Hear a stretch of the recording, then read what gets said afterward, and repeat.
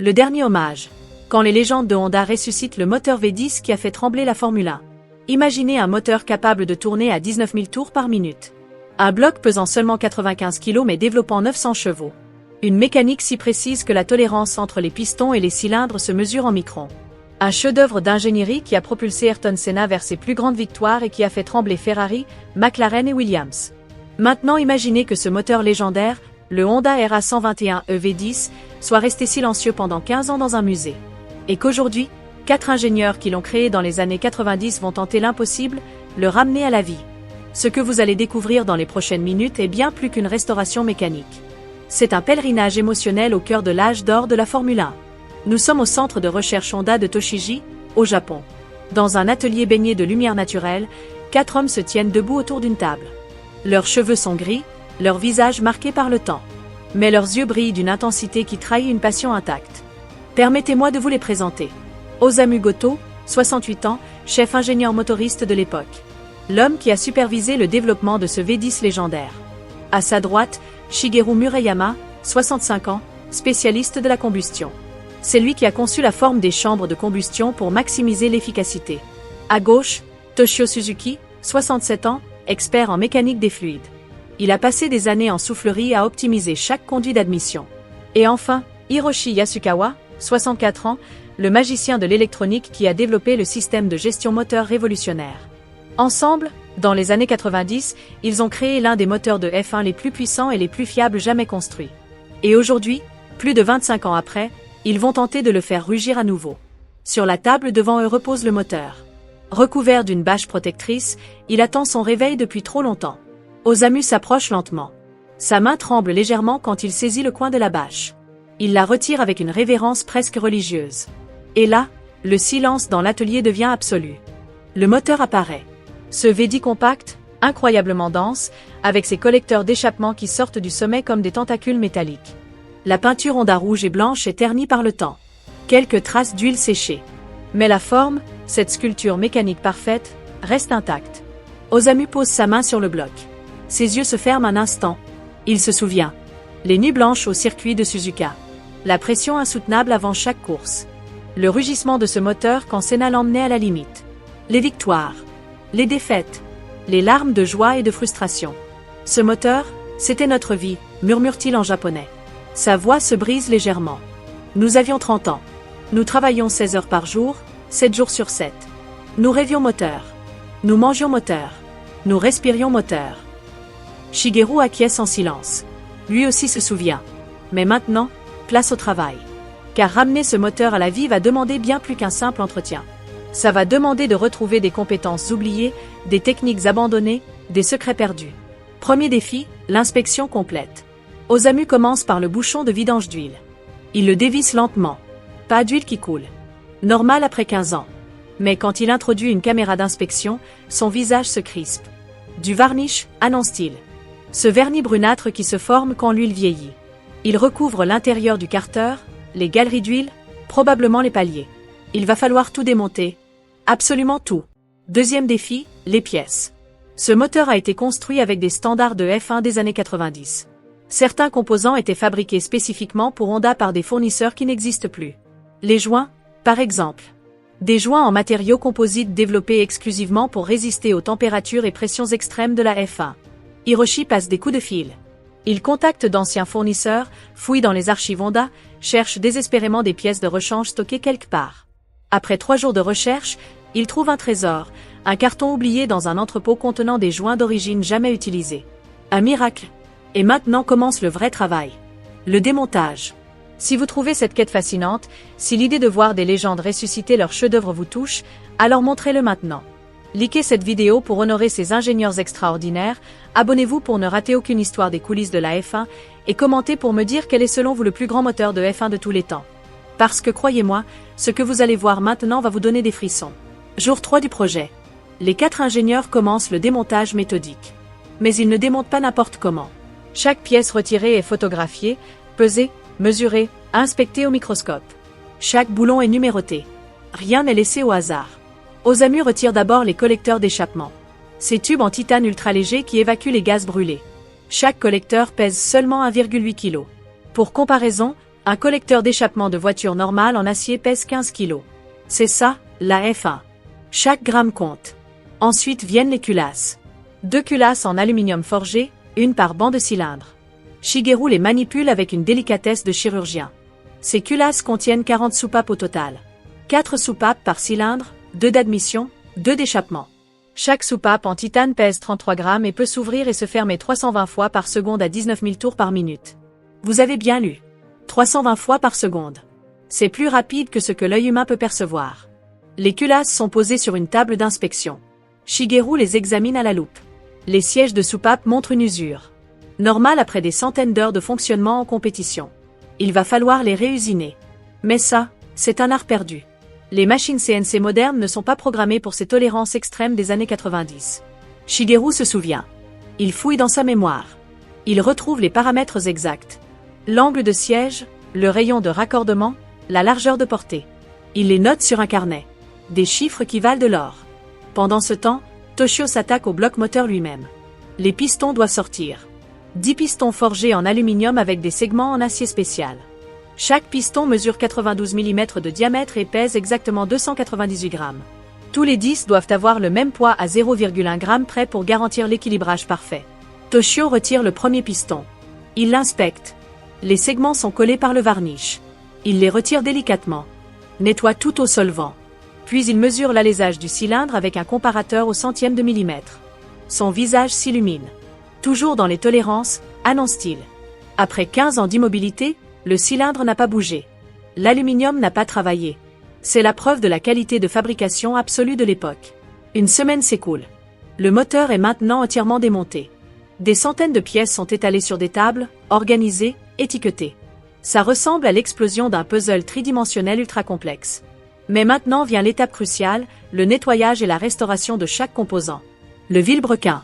Cette pièce maîtresse en acier nitruré qui pèse 11,4 kg et qui va transformer le mouvement vertical des pistons en rotation. Osamu le saisit avec un palan. Il le plonge dans un bain à ultrasons avec un solvant spécial. Pendant 2 heures, les ultrasons vont déloger chaque particule de saleté, chaque trace d'huile oxydée. Le vilebrequin ressort brillant comme un miroir. Osamu l'inspecte avec un défectoscope à magnétoscopie. Il cherche des fissures microscopiques qui pourraient compromettre l'intégrité. Rien. Le vilebrequin est parfait. Ensuite, il le fait équilibrer sur une machine de précision. L'équilibrage d'un vilebrequin de F1 doit être parfait au gramme près. Le moindre déséquilibre créerait des vibrations destructrices à 19 000 tours par minute. Pendant ce temps, Hiroshi travaille sur l'électronique. Le calculateur moteur de 1990. Une antiquité selon les standards modernes. Mais à l'époque, c'était révolutionnaire. Ce boîtier contrôlait l'injection, l'allumage, le papillon motorisé, avec une précision inégalée. Hiroshi ouvre le boîtier. À l'intérieur, des circuits imprimés avec des composants traversants. Pas de puces modernes. De vrais composants électroniques soudés à la main. Il teste chaque circuit. La plupart fonctionnent encore. Mais 3 condensateurs ont vieilli, leur capacité a dérivé. Il doit les remplacer.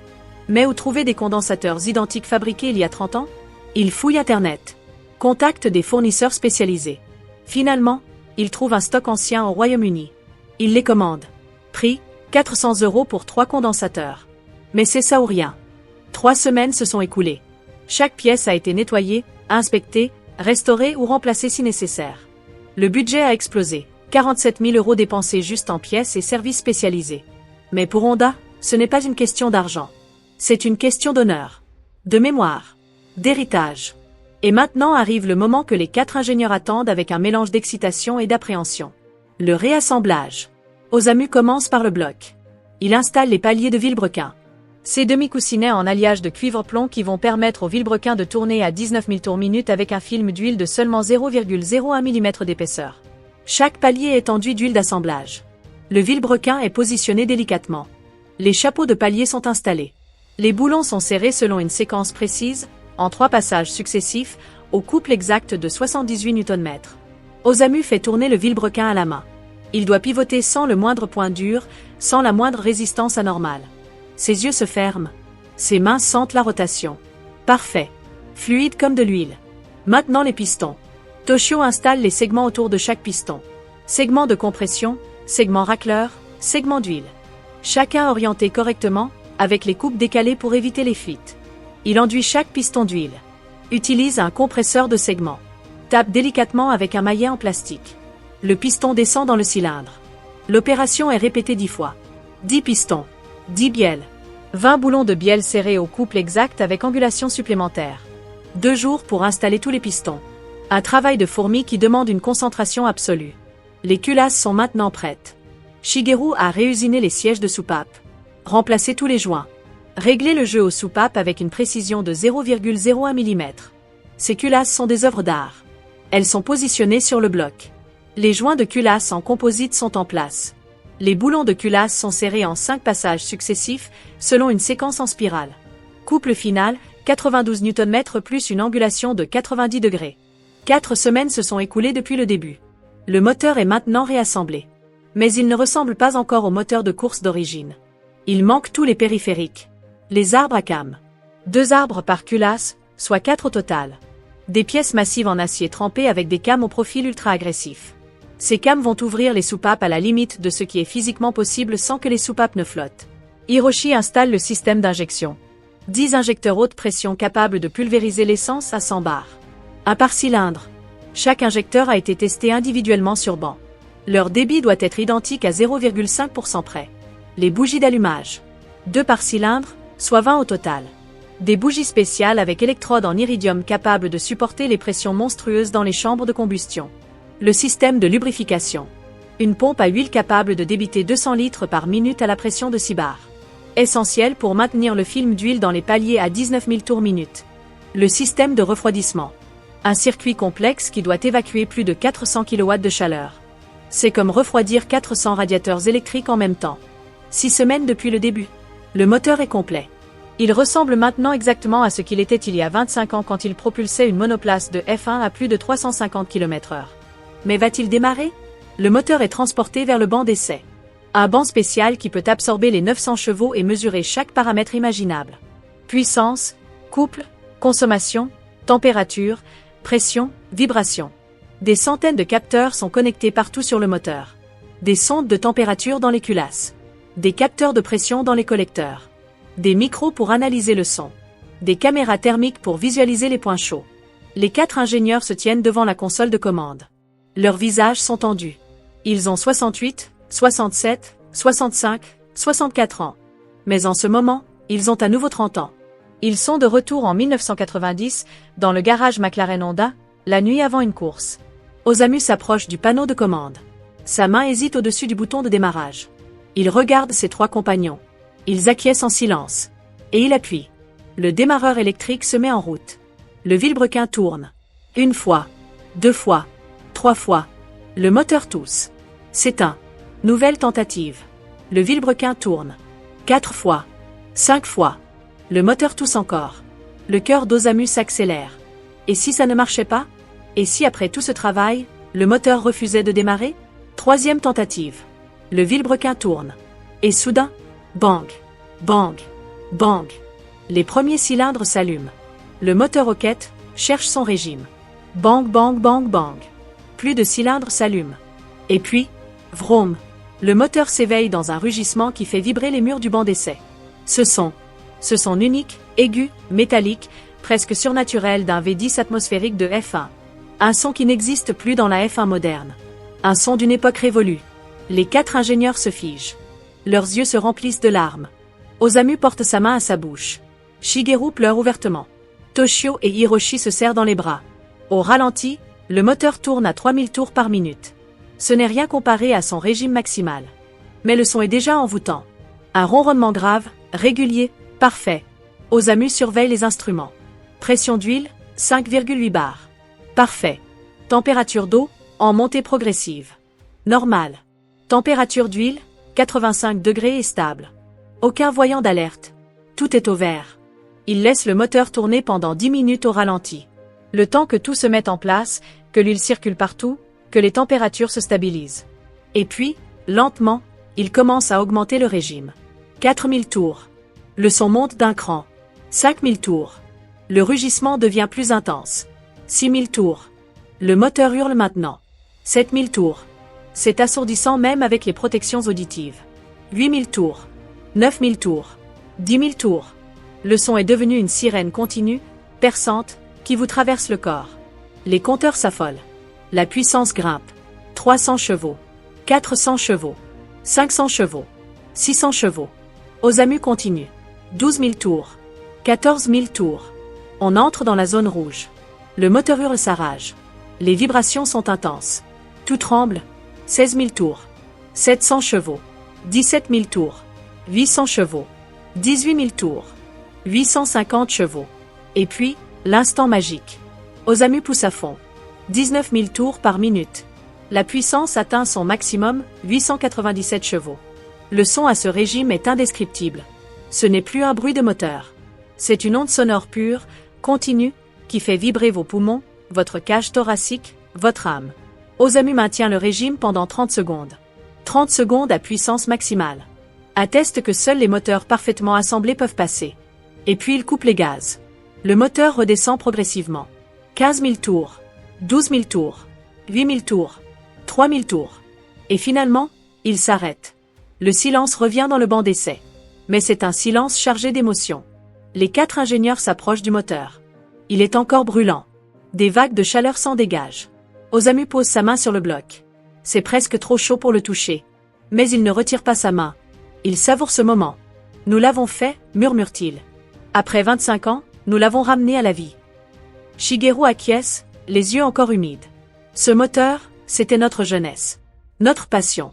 Notre vie. Et maintenant il vit à nouveau. Toshio ajoute, les jeunes ingénieurs d'aujourd'hui ne comprendront jamais. Ils travaillent sur des ordinateurs. Nous travaillons avec nos mains, notre instinct, notre cœur. Hiroshi conclut, les moteurs modernes sont plus puissants, plus efficaces. Mais ils n'ont pas d'âme. Celui-ci a une âme. Et cette âme vient de nous. De tout ce que nous avons mis dedans. Ce projet de restauration aura duré 6 semaines. Coûté 47 000 €. Mobilisé 4 légendes de l'ingénierie Honda. Mais le résultat transcende l'argent et le temps. Ce moteur V10 qui rugit à nouveau n'est pas qu'un assemblage de métal. C'est un témoignage. Le témoignage d'une époque où la F1 était encore humaine. Où les moteurs étaient atmosphériques. Où le son vous arrachait des frissons. Où l'ingénierie était autant un art qu'une science. Cette restauration nous enseigne quelque chose de profond sur la valeur du patrimoine technique. Dans notre monde obsédé par le progrès constant, nous oublions souvent d'où nous venons. Nous négligeons les chefs d'œuvre du passé au profit des innovations du présent. Mais ces 4 ingénieurs nous rappellent que certaines créations méritent d'être préservées. Pas dans un musée inerte, mais vivantes, fonctionnelles, rugissantes. Le moteur Honda RA121 EV10 n'est pas qu'une relique historique. C'est une leçon d'excellence, de passion, de perfection technique. C'est la preuve qu'avec assez de détermination, de savoir-faire et d'amour pour son travail, on peut créer des objets immortels. Et quand ces 4 hommes auront quitté ce monde, quand leur mémoire aura disparu, ce moteur continuera à rugir, portant en lui l'esprit de son époque, l'âme de ses créateurs, et le son d'une légende qui refuse de mourir. Le dernier hommage n'est pas un adieu. C'est une promesse. La promesse que certains rêves ne meurent jamais. Qu'ils attendent juste le bon moment pour rugir à nouveau.